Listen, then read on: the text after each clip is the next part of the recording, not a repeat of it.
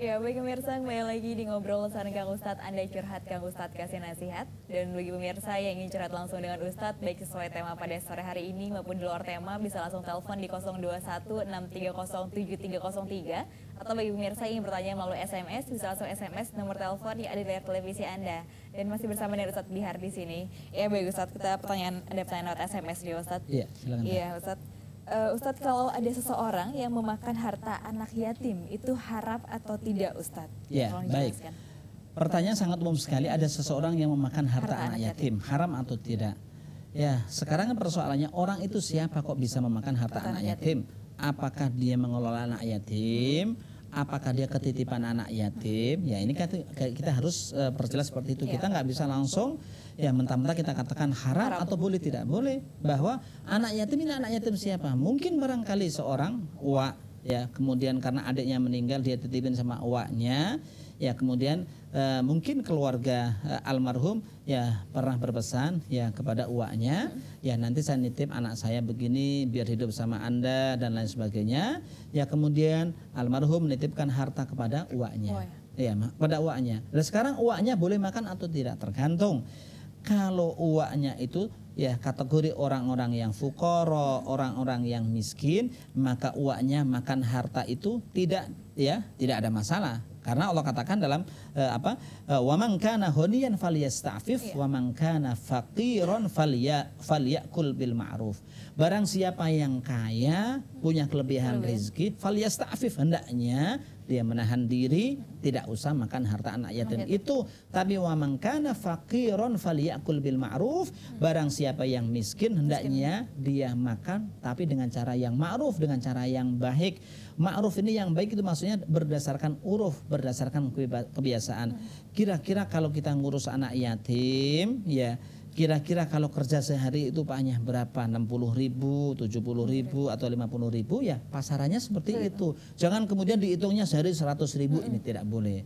Tapi kalau kemudian dalam satu contoh, dia ini bukan ngurus anak yatim, ya, bukan ketitipan anak yatim, bukan punya yayasan anak yatim. Kalau saya pribadi ini alhamdulillah punya ya, anak yatim gitu kan, ya. Kemudian dia tiba-tiba dia makan harta anak yatim, maka jelas ini diancam oleh Allah Subhanahu wa taala ya dalam Al-Qur'an. A'udzubillahi minasyaitonirrajim. Bismillahirrahmanirrahim. Innal ladzina ya'kuluna amwalal yatama dzulman innama ya'kuluna fi butunihim nara wa sayaslawna sa'ira. Ini kata Allah. Innal ladzina ya'kuluna amwalal yatama, sesungguhnya orang-orang yang memakan harta anak yatim dzulman, dalam keadaan dengan zalim, dengan cara tidak patut. Innama ya'kuluna fi butunihim nara, sesungguhnya mereka hanya akan ya makan api di dalam perutnya. Wa sayaslawna sa'ira, mereka akan masuk neraka yang menyala-nyala. Inilah larangan ya orang memakan harta anak yatim. Ya karena sekarang kadang-kadang yang repot kan, ya harta anak yatim itu sebuah amanah. Kadang-kadang di pinggir-pinggir jalan banyak ngasih amplop, ini anak yatim, anak yatim, anak yatim. Atau mohon maaf, ada orang yang keluar sorban ketika khutbah, ya sorban anak yatim, tapi sesungguhnya ya dimaksudkan untuk siapa kita tidak tahu. Na'udzubillahi min dzalik. Begitu ya Ustaz ya. Iya, ada pertanyaan lagi Ustaz lewat SMS Ustaz. Iya, Ustaz, Assalamualaikum warahmatullahi wabarakatuh. Waalaikumsalam warahmatullahi wabarakatuh. Istri saya selingkuh, bukannya minta maaf terlebih dahulu, tetapi dia malah tidak merasa bersalah. Malah saya yang memaafkan dia, tapi dia bersikeras memilih selingkuhannya itu. Lalu saya datang ke orang tuanya 2 kali, namun orang tuanya malah tidak terima bahwa anaknya salah. Jadi saya termasuk dosa apa tidak Ustaz atas pengakuan istri saya dan selingkuhan? Baik, seorang bapak yang baik hati, ya subhanallah, luar biasa. Ini istrinya selingkuh, ya kemudian dia memaafkan, ya, tapi ujung-ujungnya malah istrinya memilih selingkuhannya. Dia dikorbankan seperti itu. Bahkan ini ya satu prinsip yang harus dimiliki oleh para suami, oleh seorang suami, apabila ada seorang istri yang dalam tanda kutip dia memasukkan laki-laki yang lain ke dalam rumahnya, maka harus timbul kecemburuan. Laki-laki ini seorang suami harus timbul kecemburuan. Jika dia tidak timbul kecemburuan, maka dia termasuk kategori dayus. Ya, itu namanya dayus menurut Nabi Shallallahu Alaihi Wasallam. Ya, kalau memasukkan orang lain ke dalam rumahnya, dia hanya memaafkan, dia tidak curiga, dia tidak cemburu seperti itu namanya dayus. Ya, kalau kemudian ini ya malah memaafkan istrinya. Kemudian setelah memaafkan istrinya, dalam tanda kutip istrinya malah ngelunjak lagi, nggak mau terima, ujung-ujungnya ya dia malah milih selingkuhannya. Kemudian si suami ya datang kepada mertuanya, malah mertuanya membela anaknya, ya membela anaknya, menyalahkan mantunya seperti itu. Dan begitulah memang karakter kehidupan manusia. Tapi sungguh sangat mulia hati seorang suami ini yang kemudian memaafkan ya tingkah laku istrinya, kemudian dia menjadi korban ditinggalkan oleh istrinya begitu saja. Sesungguhnya mestinya bapak ini harus cemburu ya atas perilaku istri yang telah ya selingkuh dan meninggalkan bapak, mestinya seperti itu. Tapi subhanallah ya mudah-mudahan bapak termasuk kategori orang-orang yang senantiasa mendapatkan ketenangan batinnya dan mendapatkan bimbingan dari Allah Subhanahu wa taala. Iya, amin ya rabbal alamin. Iya, pertanyaan selanjutnya Ustaz ya lewat SMS ya dari Solihun. Ya Ustaz, umur saya 18 tahun. Ya Ustaz, mau tanya, saya mempunyai sedikit ilmu pengetahuan tentang ibadah sholat. Terus saya menyampaikan apa yang saya ketahui tentang sholat kepada anak-anak diniyah. Tapi saya sendiri belum sempurna ngejalanin ibadah tersebut. Kira-kira ilmu saya itu dianggap manfaat apa tidak Ustadz? Baik, terkait dengan ilmu bermanfaat, ya saudara solihun yang umurnya baru 18 tahun. Sungguh ya umur 18 tahun ini kalau kita lihat usia sudah usia matang juga. Karena Imam Abu Hanifah rahimahullah umur 15 tahun beliau itu sudah menjadi mufti, seorang yang memberikan fatwa. Itu Imam Abu Hanifah.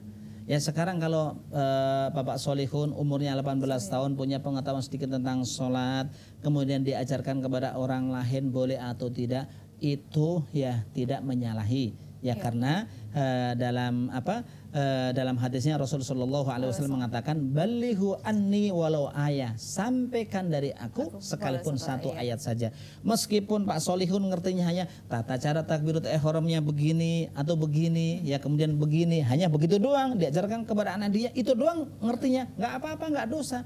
Anda Pak Solihun akan mendapatkan pahala. Karena Rasulullah SAW dalam hadis yang lain mengatakan kun aliman au muta'alliman ya au muhibban ya au mustamian. Jadilah Anda orang yang alim. Jika Anda tidak orang alim, minimal menjadi orang yang mau belajar. Kalau tidak mau belajar adalah orang yang cinta terhadap orang yang belajar. Au muhibban. Kalau enggak au mustamian, atau mau mendengar. Paling tidak ketika Pak Solihun mengajarkan sedikit pengetahuan tentang sholat itu kepada anak-anak diniyah, pasti Pak Solihun akan termotivasi untuk belajar lebih mendalam lagi. Itulah tinggal milih Pak Solihun menjadi orang yang alim, atau menjadi orang yang belajar, atau menjadi orang yang cinta terhadap ilmu, atau menjadi orang yang mendengar. Itu adalah tahapan yang harus dilakukan oleh Pak Solihun. Dan Pak Solihun insya Allah ya mendapatkan pahala sesuai dengan ya nilai ibadah yang telah dilakukan. Amin ya rabbal alamin ya Ustaz ya. Ya, Ustaz, penelpon masuk Ustaz, kita angkat dulu penelpon ya. Ya, halo, assalamualaikum. Halo. Iya, assalamualaikum. Dengan Bapak siapa di mana? Mau nanya Pak Ustaz. Iya, silakan Pak. Ya, halo. Halo? Halo. Ya, silakan Bapak pertanyaannya.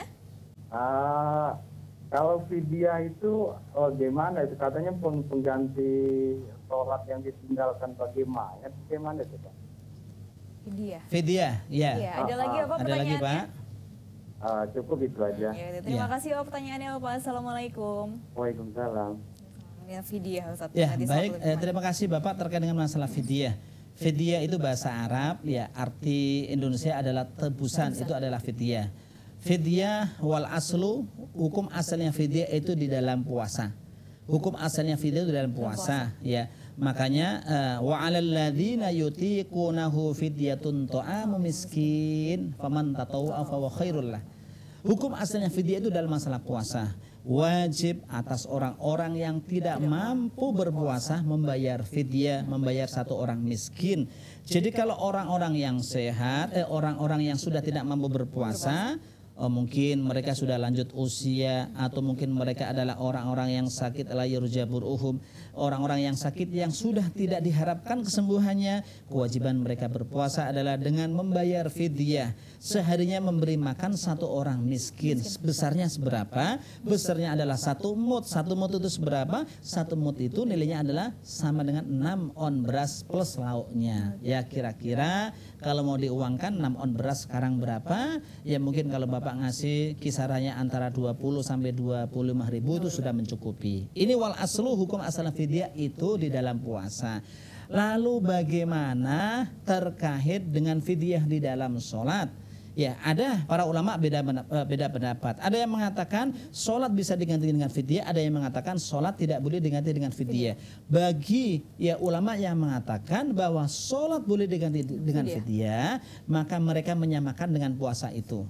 Ya, mereka menyampaikan dengan puasa itu. Kalau mengkiaskan dengan puasa itu. Kalau puasa boleh diganti dengan fidyah, maka sesungguhnya sholat juga diganti dengan boleh diganti dengan fidyah. Cuma di sini mereka berbeda pendapat. Ngukurnya gimana ini? Sehari 1 mud atau satu sholat 1 mud? Nah ini yang agak sulit seperti itu. Sehingga dalam madhab Syafi'i, dalam konteks menggantikan sholat ini, pendapat yang agak kuat dalam madhab Syafi'i itu mereka bukan mengganti dengan fidyah, tapi mereka mengganti dengan sholat. Alasannya disamakan atau dikiaskan dengan hadis man mata wa alaihi siyamun shoma anhu waliyuhu, barang siapa yang berpuasa, barang siapa yang meninggal kemudian dia masih meninggalkan puasa, shoma anhu waliyuhu, maka puasanya akan digantikan oleh ahli warisnya. Kemudian ada satu statement dari Ibnu Abbas kalau tidak salah, ya dia mengatakan man mata wa alaihi sholatun sholla anhu waliyuhu, barang siapa yang mati meninggalkan sholat maka sholatnya boleh digantikan oleh ahli warisnya. Tampaknya pendapat yang terakhir ini dalam pandangan madhab Syafi'i agak lebih kuat dibandingkan dengan fidyah. Tapi ketika mereka melakukan fidyah, dalam madhab Syafi'i juga ada pendapatnya demikian. Ya wallahu a'lam bishawab. Begitu ya Ustaz ya jawabannya ya. Iya, ada penelpon lagi Ustaz, kita angkat penelponnya dulu. Ya, halo, assalamualaikum. Assalamualaikum warahmatullahi wabarakatuh. Waalaikumsalam warahmatullahi wabarakatuh. Iya, dan Bapak siapa di mana? Silakan Pak. Pak Mulyadi yang Waringin. Iya, Bapak silakan apa pertanyaannya, Pak. Assalamualaikum Pak Ustaz. Waalaikumsalam warahmatullahi wabarakatuh. Silakan Pak Mulyadi. Saya mau tanya sedikit Pak Ustaz mengenai sholat malam Pak Ustaz. Ya, silakan Pak. Sholat malam apa saja kira-kira yang ya taruhlah itu sholat malam apa saja, tahajud apa, sholat apa yang tidak ditutup dengan witir, itu kira-kira hukumnya bagaimana Pak Ustaz? Oh iya. Ada lagi Pak? Saya rasa itu aja Pak Ustaz. Terima kasih banyak. Assalamualaikum warahmatullahi wabarakatuh. Waalaikumsalam warahmatullahi wabarakatuh. Iya Ustaz, sholat malam apa saja Ustaz, dan apabila tidak ditutup dengan witir bagaimana hukumnya? Ya, baik. Terima kasih Pak Mulyadi di Jatiwaringin. Terkait dengan sholat malam apa saja, bahwa sesungguhnya sholat malam itu ada kategori qiyamul lail, ada kategori tahajud. Kalau qiyamul lail adalah sholat malam yang tidak diawali dengan tidur. Mungkin dia karena sambil nonton bola, sudah jam 1, jam 2, waduh bolanya belum mulai, sholat dulu deh. Ya, ini namanya qiyamul lail. Tapi kalau kemudian dia melakukannya setelah bangun tidur, itu namanya sholat tahajud. Ya, terkait dengan tahajud atau sholat malam, ya maka sesungguhnya perlu ditutup dengan witir atau tidak. Yang jelas Nabi dalam hadisnya mengatakan begini, ij'alu akhira sholatikum al-witro, jadikanlah sholat yang kalian yang terakhir itu adalah sholat witir. Ini anjuran dari Rasul Shallallahu Alaihi Wasallam agar ketika kita melakukan sholat malam, apakah itu tahajud, apakah itu qiyamul lail, kita tutup dengan witir. Tapi kadang-kadang orang mungkin punya pikiran yang berbeda. Sekarang sudah habis sholat ba'diyah, ya sekarang daripada nanti kita nggak bisa bangun malam, kita witir dulu. Kita witir dulu akhirnya kan? Kita witir dulu. Setelah kita witir, tiba-tiba ternyata dimudahkan oleh Allah bisa bangun malam. Lah apakah kita yang sudah witir sebelum tidur itu kita melaksanakan qiyamul lail atau tahajud, perlu ditutup witir lagi atau tidak? Nabi mengatakan la witroni fi lailatin wahidah, tidak ada witir 2 kali dalam satu malam. Artinya kalau Pak Mulyadi sebelum tidurnya sudah witir, kemudian tengah malam dimudahkan oleh Allah untuk bangun, ya kemudian tahajud atau mungkin qiyamul lail, maka Pak Mulyadi nggak perlu nutup lagi dengan witir. Tapi kalau Pak Mulyadi sebelum tidurnya memang belum witir, kemudian tengah malamnya dimudahkan oleh Allah untuk tahajud, ya maka ya Pak Mulyadi nutup dengan witir. Itulah yang disampaikan oleh Rasul Shallallahu Alaihi Wasallam. Begitu ya Ustaz. Ya Pak Mulyadi tadi jawaban dari Ustaz Bihar, semoga sudah jelas ya Bapak dengan jawabannya. Ya baik Ustaz, dari istirahat sebentar dulu nih Ustaz, kita lanjutkan lagi pembahasan kita. Ya baik pemirsa, jangan kemana-mana, tetaplah bersama kami di Ngobrol Sareng Kang Ustadz. Anda curhat, Kang Ustadz kasih nasihat.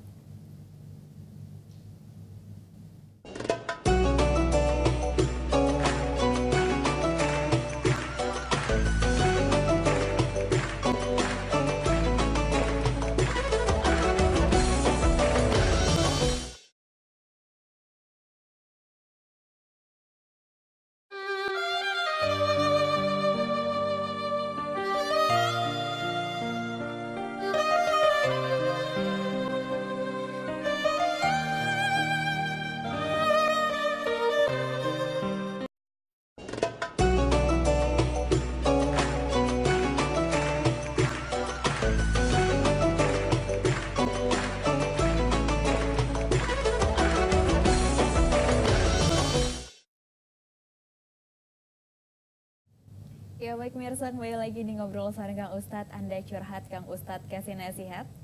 Ya, dan untuk pemirsa yang ingin curhat langsung dengan Ustadz baik sesuai tema pada sore hari ini tentang konsep zuhud maupun di luar tema, bisa langsung telepon di 021-630-7303. Atau bagi pemirsa yang ingin bertanya melalui SMS, bisa langsung SMS nomor telepon yang ada di layar televisi Anda. Ya baik Ustadz, ada pertanyaan lewat SMS nih Ustadz. Ya Ustadz, dari Zidan di Bogor. Ya mau tanya Ustadz tentang niat berwudu yang benar bagaimana caranya? Apakah sebelum cuci tangan atau di saat membasuh muka Ustadz? Ya, baik, terima kasih Bapak Zidan di Bogor. Terkait dengan cara tata cara wudu yang benar yang diajarkan oleh Rasul Shallallahu Alaihi Wasallam. Dalam hal ini Rasul Shallallahu Alaihi Wasallam pernah mengajarkan ya hadis tentang wudu kepada sahabat Utsman bin Affan radhiyallahu anhu. Maka terkait dengan masalah niat ya dalam berwudu, apakah niatnya dibarengkan dengan kita mencuci tangan atau ketika kita membasuh ya muka. Dalam hal niat ini ya yang jelas para ulama sepakat bahwa niat itu adanya di dalam hati. Kemudian persoalannya apakah niatnya dibarengkan dengan membasuh wajah atau ketika kita mencuci tangan, ini para ulama berbeda pendapat. Madhab Syafi'i mengatakan bahwa niat wudu ya wajib diucapkan dalam hati dan dilakukan di saat ketika membasuh wajah. Indah ghuslil wajhi, di saat ya kita membasuh wajah. Di saat kita membasuh wajah, maka basuhan yang pertama inilah madhab Syafi'i mengatakan kita harus niat wudu. Niatnya adalah nawaitul wudu li raf'il hadasil ashari fardhun lillahi ta'ala. Ini bahasa Arab, tapi kalau bahasa Indonesia saya niat wudu untuk menghilangkan hadas kecil fardu karena Allah. Ini pandangan madhab Syafi'i. Tapi madhab yang lain mengatakan sesungguhnya niat tidak mesti ya tersusun dengan kata-kata yang seperti itu. Sesungguhnya ketika seseorang ya ambil air ya menuju ke tempat wudu, maka sesungguhnya itu sudah dianggap berwudu. Itu sudah dianggap berwudu seperti itu. Nah ini ya tata cara wudu terkait dengan itu. Ini memang masalah niat ini ya terjadi perbedaan pendapat yang sangat luas ya di antara para ulama. Termasuk juga masalah niat sholat. Apakah niatnya itu dibarengkan dengan takbiratul ihram atau ketika kita sudah mengambil sujudah, mengambil wudu, sudah menuju ke tempat sholat, itu sudah dianggap itu. Sudah dianggap niat ya Ustaz ya, begitu ya. Seperti itu. Iya, ada penelpon masuk Ustaz, kita akan nelponnya. Ya, halo, assalamualaikum. Waalaikumsalam. Iya, dengan Bapak siapa di mana? Dengan Pak Nana di Kalibata. Iya, Bapak silakan apa pertanyaannya, Pak? Iya, gini Ustaz. Assalamualaikum Ustaz. Waalaikumsalam warahmatullahi wabarakatuh. Ya, gini saya mau tanya soal pernikahan Ustaz. Pernikahan, Pak? Status pernikahan misalnya begini, tanpa ada penghulu gitu, tapi semua rukun nikah itu terpenuhi gitu Ustaz. Ada wali, ada kedua mempelai, ada saksi dari kedua mempelai, ada mas kawin gitu. Apakah bisa dikatakan sah gitu? Yang menikahkan langsung itu wali dari wanita tersebut gitu, Ustaz. Iya. Iya. Ada lagi apa pertanyaannya? Gitu. Kita tidak bicara soal administrasi negara gitu, Ustaz ya. Iya. Iya, Bapak ada lagi Bapak pertanyaannya? Iya, satu lagi Ustaz tentang zakat fitrah. Zakat fitrah. Kasusnya seperti ini Ustaz. Ada seorang janda, dia punya anak gitu ya. Anaknya sudah pada besar semua, tapi salah satu anaknya itu belum bekerja, belum berpenghasilan dan sudah balik itu sudah dewasa. Itu yang wajib bayar zakatnya siapa Ustaz? Dan si janda itu ibunya itu tidak ada pekerjaan gitu, sudah tua gitu. Yang wajib bayar zakat siapa? Apakah ibunya, apakah saudaranya, atau si anak yang belum bekerja itu Ustaz? Ya. Baik Bapak, itu saja Bapak pertanyaannya. Ya, Ya, baik. terima kasih ya Pak. Waalaikumsalam warahmatullahi wabarakatuh. Ya Ustaz, yang pertama Ustaz ya tentang menikah tanpa penghulu, yang menikahkan walinya, apakah sah atau tidak Ustaz? Baik, terkait dengan pernikahan tanpa penghulu, apakah sah atau tidak? Kalau kita mengacu kepada apa yang disampaikan Rasul Shallallahu Alaihi Wasallam, pernikahan itu sesungguhnya simple. Rasul mengatakan dalam hadisnya, salasun jidduhunna jiddun wa hazluhunna jiddun, an nikah wat talaq war raj'ah wa fi riwayatin al itqu. Ada 3 hal yang apabila diucapkan serius jadi, diucapkan bercanda jadi. Yang pertama nikah, yang kedua tolak atau cerai, yang ketiga adalah rujuk, dalam satu riwayat memerdekakan budak. Maka binaan ala hadal hadis, berdasarkan hadis ini, maka sesungguhnya ketika yang menikahkan itu ada walinya si perempuan itu sendiri, di sana ada saksi, di sana ada mahar, maka berdasarkan hadis itu jelas nikahnya adalah sah. Karena Nabi mengatakan ada 3 hal yang diucapkan serius jadi diucapkan bercanda jadi serius. Jangankan ya serius, bercandanya jadi. Satu contoh, mungkin saya punya anak perempuan, saya bilang sama anak laki-laki, dedek sini, mau nggak saya nikahin sama anak saya?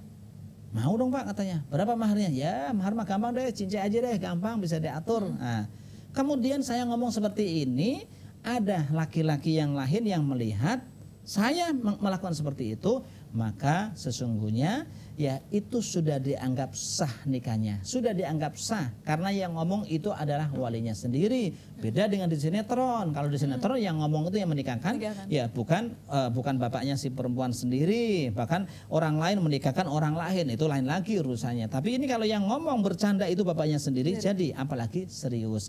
Namun demikian kita harus ingatkan bahwa yang namanya nikah di bawah tangan dalam tanda kutip atau nikah tanpa penghulu itu eksesnya sangat panjang sekali ya. Pertama, kalau orang nikah tanpa penghulu itu konsekuensinya dia tidak punya surat nikah. Kalau dia tidak punya surat nikah, nanti kalau ya dia ya punya anak, anaknya tidak bisa bikin akte kelahiran. Kalau anaknya nggak bisa bikin akte kelahiran, anaknya tidak bisa masuk sekolah. Nah ini kan repotnya seperti ini ya. Artinya meskipun secara Islam itu sah, tapi ya kita harus ingatkan. Mungkin dalam konteks ini mohon maaf yang diuntungkan adalah laki-laki. Laki-laki nggak banyak ngurus kan. Yang menjadi beban adalah itu. Apalagi biasanya nikah tanpa penghulu itu biasanya dilakukan untuk nikah kedua, ketiga dan seterusnya. Biasanya seperti itu. Ya mangga silakan kalau mungkin kaum wanita sudah dipertimbangkan matang-matang, ya kemudian dia sudah cocok dengan cara itu, ya silakan saja. Tapi konsekuensinya dalam masalah akte kelahiran sangat sulit.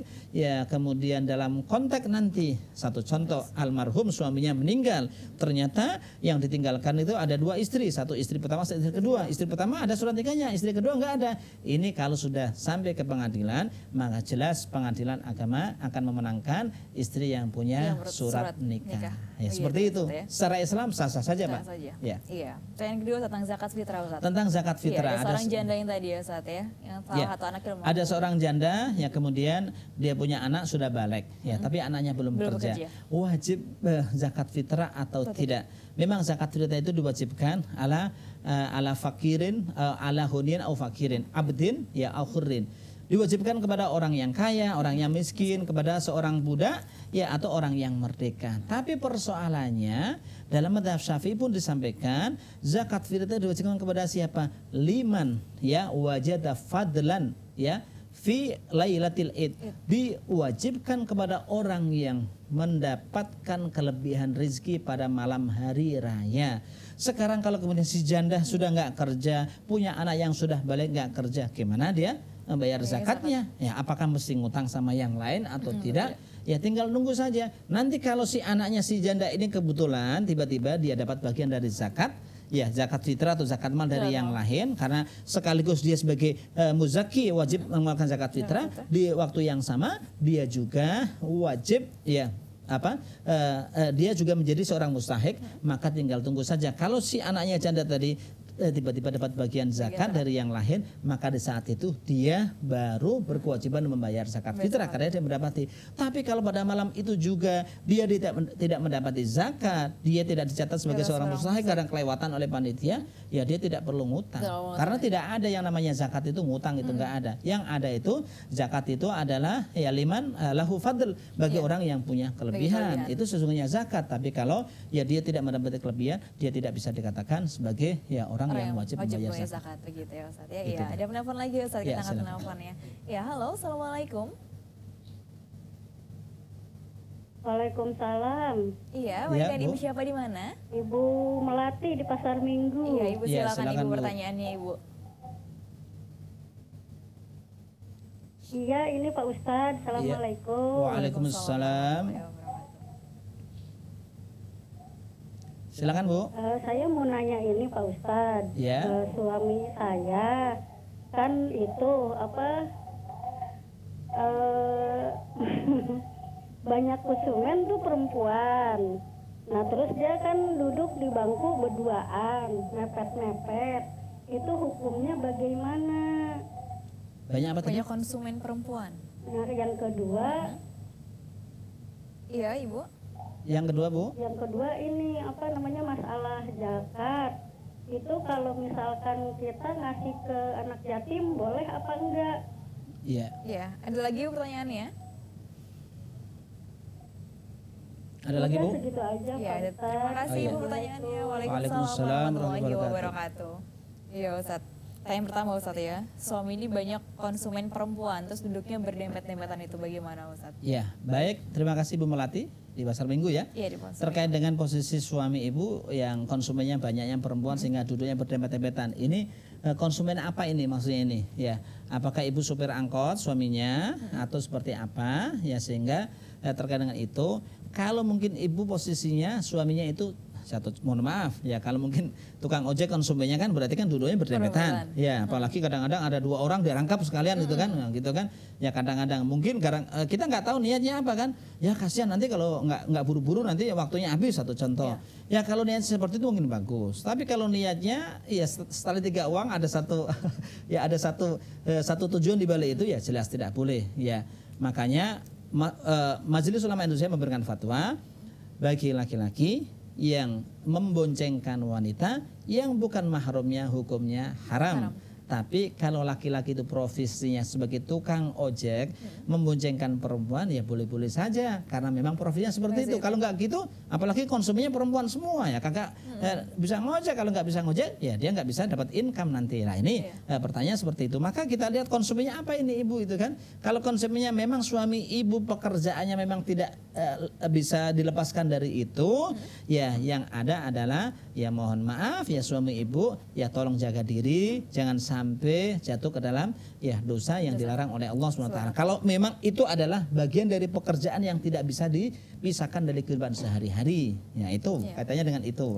Ya, karena memang sesungguhnya persoalannya itu memang kalau menurut ilmu jaringan tubuh itu di sana disebutkan bahwa ketika ada kulit laki-laki dan kulit perempuan yang bersentuhan, maka sesungguhnya akan menimbulkan rangsangan-rangsangan tertentu. Seperti itulah kata para ulama tasyarih ya, para ulama ilmu jaringan tubuh seperti itu ya. Kemudian yang kedua tentang zakat fitrah dibayarkan zakat, ke anak yatim. Ya, zakat diberikan kepada anak yatim boleh atau tidak. Anak yatim itu ada dua jenis.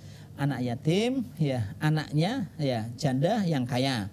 Bapaknya mungkin dulu menjadi orang yang kaya kemudian dia yatim, berarti dia adalah anaknya orang kaya. Oh masih luar biasa, itu rumahnya masih sekian, kontrakannya masih sekian, boleh mendapatkan zakat atau tidak. Dalam konteks ini meskipun dia yatim, tapi karena dia menjadi orang kaya dia tidak mendapatkan zakat ini. Tapi kalau dia yatim wa fi nafsil waqt huwa fakir huwa miskin, ya dia yatim pada waktu yang sama dia adalah orang yang miskin, dia adalah orang yang fakir, dia bisa mendapatkan zakat itu. Tergantung yatimnya Bu. Ya, yatimnya yang mana gitu kan? Kalau yatimnya dia yatim fakir, yatim miskin, ya boleh. Tapi kalau yatimnya dia termasuk kategori yatim ahniya, yatim yang kaya, maka dia tidak berhak mendapatkan zakat. bagi Begitu, zakat Ustaz. fitrah maupun zakat yang lain. Apalagi zakat fitrah. Zakat fitrah itu hanya khusus diberikan kepada fuqara masakin. Selain fuqara masakin, zakat fitrah tidak diperbolehkan. Diperbolehkan. Begitu Ya, Ustaz gitu. jawabannya Ustaz. Ya Ustaz, cari istirahat sebentar dulu nih Ya, Ustaz, silakan. nanti lanjutkan lagi. Ya baik pemirsa, jangan kemana-mana, tetap di Ngobrol Bareng Kang Ustadz, Anda curhat Kang Ustadz kasih nasihat.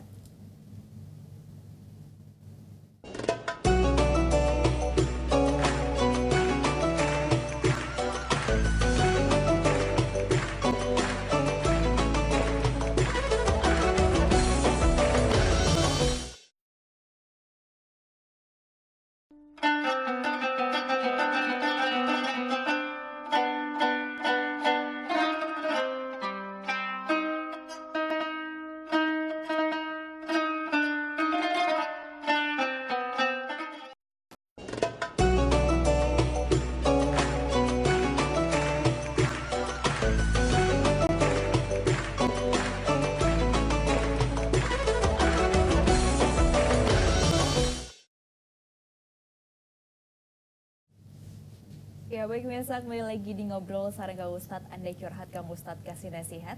Ya pemirsa, dan tema kita sore hari adalah tentang konsep zuhud dan masih bersama dengan Ustadz Bihar di sini. Ya baik Ustadz, ada pertanyaan lewat SMS nih Ustadz. Iya Ustadz, dari Ibu Sufiani di Jakarta. Ya Ustadz, saya ingin bertanya, saya sudah 27 tahun saya menikah dan alhamdulillah saya dikaruniai 5 orang anak. Anak saya yang pertama perempuan, baru berumur 3 hari meninggal dunia. Setahun kemudian lahir anak kedua, alhamdulillah laki-laki, tapi setahun kemudian meninggal lagi. Dan 2 tahun kemudian lahir lagi anak perempuan, yang kemudian lahir lagi seorang anak laki-laki, dan alhamdulillah sampai saat ini sehat. Selanjutnya 12 tahun kemudian saya melahirkan lagi seorang anak laki-laki, tapi Ustadz baru usia 6 tahun meninggal lagi. Dan yang ingin saya tanyakan adalah apakah ini azab dari Allah akibat dosa-dosa saya ataukah ujian? Karena saya begitu sedih dengan meninggalnya anak saya yang kelima ini, dan anak saya tersebut meninggal 4 bulan yang lalu, dan saya sulit sekali melupakan kesedihan ini, dan bagaimana Ustadz solusinya? Ya, baik. Terima kasih ya Ibu yang bertanya lewat Sufiani, SMS. Ya. Jadi terkait dengan proses anaknya Ibu yang 5 kemudian ada 3 hari meninggal dan lain sebagainya, maka ada 2 hal yang bisa kita ambil pelajaran. Satu sisi ini sebuah kebahagiaan yang diberikan oleh Allah SWT, bahwa ibu sudah punya anak yang meninggal sebelum usia balik. Dalam banyak hadis Nabi SAW disebutkan bahwa barang siapa yang punya anak yang sebelum balik meninggal, maka sesungguhnya anak itu akan menjemput kedua orang tuanya di gerbang surga nanti. Karena kalau ada anak yang belum balik meninggal, maka sesungguhnya tempat mereka tidak lain adalah surga, dan anak tersebut akan diharapkan akan bisa memberikan syafaat kepada kedua orang tuanya. Makanya kalau kita menyolati anak yang belum balik, anak meninggal yang belum balik, doa kita tidak seperti doa yang kita baca secara umum untuk orang-orang yang meninggal, Allahumma firlahu warhamhu wa'afu anhu, tidak seperti itu. Doa yang kita ucapkan di saat kita menyolati anak kecil yang belum balik itu adalah Allahumma ja'alhu faratan li abawaihi wa salafan wa dhukhran wa idatan wa i'tibaran wa thaqqil bihi mawazinahuma wa afrihis sabrul jamila ala qulubihima. Ya Allah, jadikanlah dia sebagai satu simpanan, jadikanlah dia sebagai celengan bagi kedua orang tuanya, wa syafi'an, jadikanlah dia sebagai orang yang bisa memberikan syafaat kepada kedua orang tuanya. Ini adalah kebahagiaan yang diberikan oleh Allah Subhanahu wa taala kepada ibu sekeluarga. Jadi ibu jangan menyesali itu, tapi anggaplah itu sebuah kebahagiaan yang diberikan oleh Allah Subhanahu wa taala.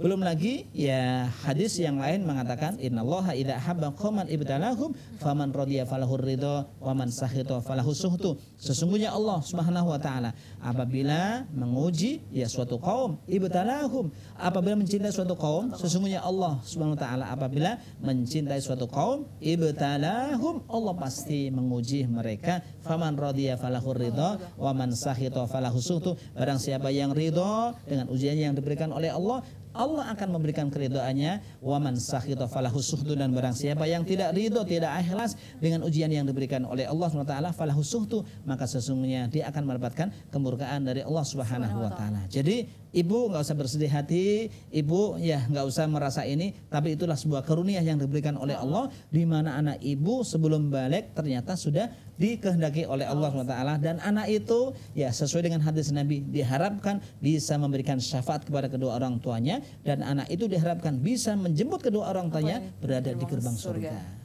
Iya, Begitu Ustadz, kan? ya, begitu ya. Iya, Iya. Ustadz. Pertanyaan selanjutnya Ustadz. Ya. Dari Ibu Nuri di Depok. Iya Ustadz, mau tanya makan daging biawak itu hukumnya haram atau tidak Ustadz? Ya, ya terkait penyanyi Ibu Nuri ya di Depok, makan daging biawak haram atau tidak? Bahwa kita tahu yang namanya biawak itu punya gigi yang taring. tajam, ya kan, gigi taring. Kullu dzinabin minas siba fahuwa haram, kata Nabi. Setiap binatang yang punya kekuatan, binatang buas yang punya kekuatan giginya, maka itu adalah haram. Maka dengan demikian Ibu Nuri kalau makan daging biawak jelas hukumnya adalah haram. Lah sekarang pertanyaannya, biawak itu seperti apa? Dalam bahasa Arab itu memang ada yang namanya binatang dob. Ya, binatang dob. Binatang dob itu pada zaman Nabi Shallallahu Alaihi Wasallam, Nabi ya, ketika disodori ya, di saat anjang sana, di saat silaturahmi kepada salah seorang sahabatnya, tiba-tiba Nabi disodori daging dob. Ya, daging dob itu ya semacam biawak, tapi bukan semacam biawak.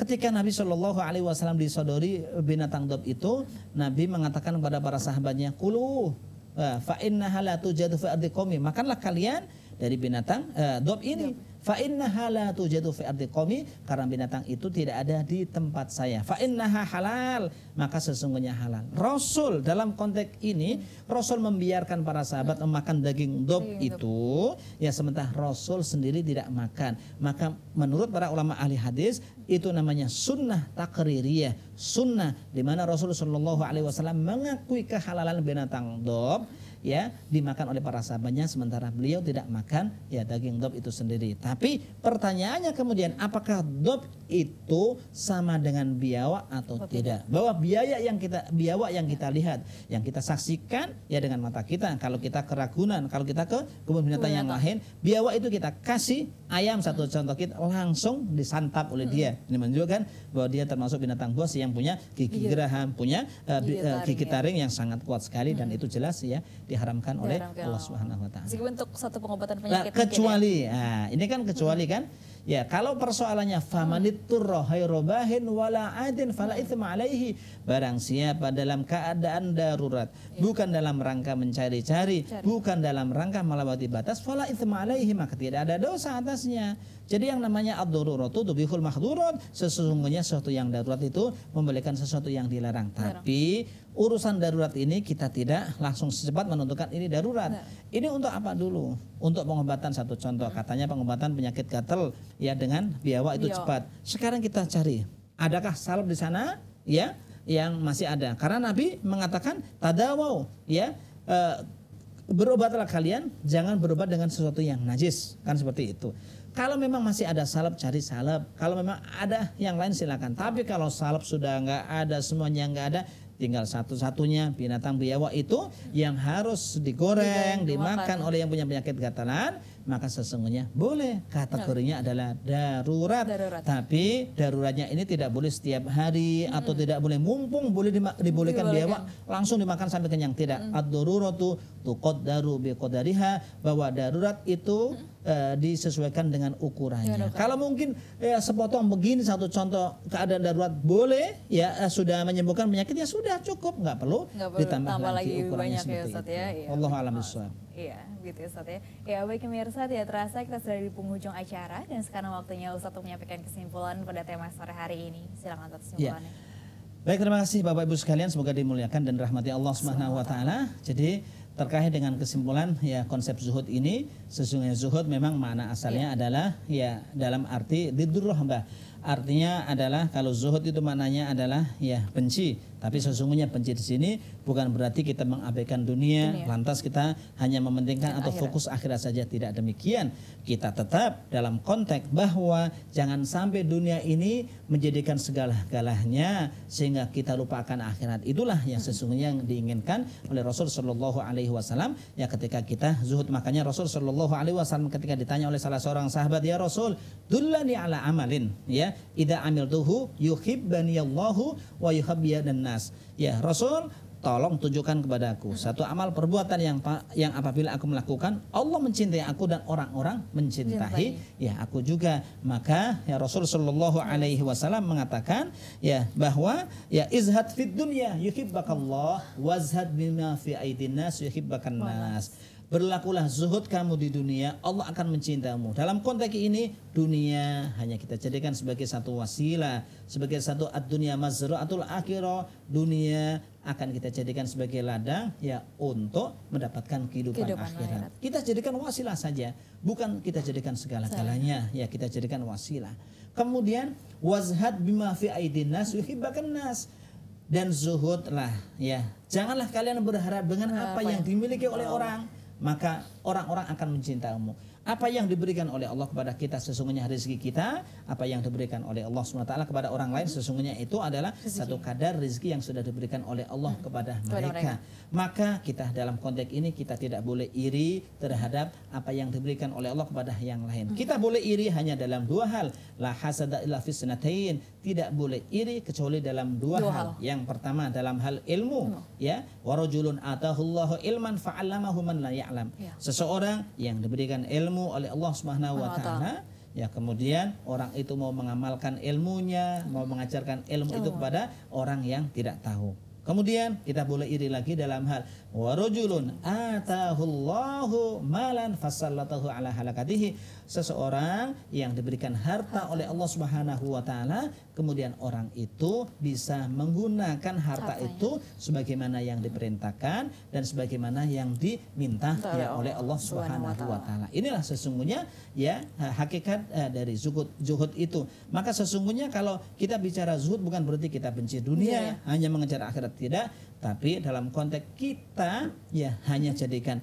dunia ini sebagai satu sarana untuk menuju kehidupan akhirat yang abadi. Bahwa apa yang ada di dunia ini sifatnya sementara ya, apa yang kita makan ya itulah yang akan binasa, apa yang kita pakai, apa yang kita binasa, dan apa yang kita sedekahkan itulah yang akan kita bawa sampai mati. Jadi memang dunia itu adalah darul bala ya. Darul bala ya, dunia itu adalah rumah ujian yang diberikan oleh Allah Subhanahu wa taala. Maka dengan belajar zuhud ini kita harapkan kita semakin yakin sama Allah Subhanahu wa taala, ya. Kita semakin yakin sama Allah Subhanahu wa taala dan kita tidak senantiasa iri terhadap apa yang diberikan oleh kepada yang lain. Baiklah para pemirsa, ya mari sama-sama kita tutup ya acara NSKU ya pada sore hari ini dengan berdoa kepada Allah Subhanahu wa taala. Bismillahirrahmanirrahim. Alhamdulillahirabbil alamin hamdan na'imin. Hamdan syakirin hamdan yafin majidah. Ya Rabbana lakal hamdu kama yanbaghi li wajhikal karim wa 'azim sultanik. Allahumma inna nas'aluka bi annana nashhadu annaka anta la ilaha illa anta al-ahadus samad alladzi lam yalid wa lam yulad wa lam yakul lahu kufuwan ahad. Allahumma inna nas'aluka bi asma'ikal husna wa sifatikal ula la tada' majlisana hadza dhanban illa ghafarta wa la 'aiban illa satarta wa la hamman illa farajta wa la humman illa kashafta wa la maradan illa syafaita wa la daynan illa qadaita wa la hajatan min hawaijid dunya wal akhirati illa qadaitaha hasbunallahu wa ni'mal wakil ni'mal maula wa ni'man nasir la haula wala quwata illa billahil aliyil azim. Ya Allah ya Rahman ya Rahim, berikanlah kami ya karunia kekuatan untuk bisa melaksanakan semua perintah dan menjauhi semua larangan-larangan-Mu. Ya, berikanlah kemampuan kepada kami ya Allah untuk bisa ya melakukan zuhud sebagaimana yang diperintahkan oleh Rasul-Mu. Ya Allah ya Tuhan kami, bimbinglah kami agar kami ini menjadi hamba yang senantiasa bersyukur atas kenikmatan yang telah Engkau berikan kepada kami. Allahumma barik lana fi umrina wa barik lana fi rizqina wa barik lana fi auladina wa barik lana fi ahwalina kulliha ya farijal ham ya kashiful ham ya man li abdihi ya ghafir wa yarham. Allahumma aslih lana dinana alladhi huwa ismatu amrina wa aslih lana dunyana allati fiha ma'ashuna wa aslih lana akhiratana allati ilaiha ma'aduna waj'alil hayata ziyadatan la fi kulli khair waj'alil mauta rahatan lana min kulli syarr. Rabbana atina fid dunya hasanah wa fil akhirati hasanah wa qina adzabannar. Subhana rabbika rabbil izzati amma yasifun wassalamun alal mursalin walhamdulillahi rabbil alamin. Al-Fatihah.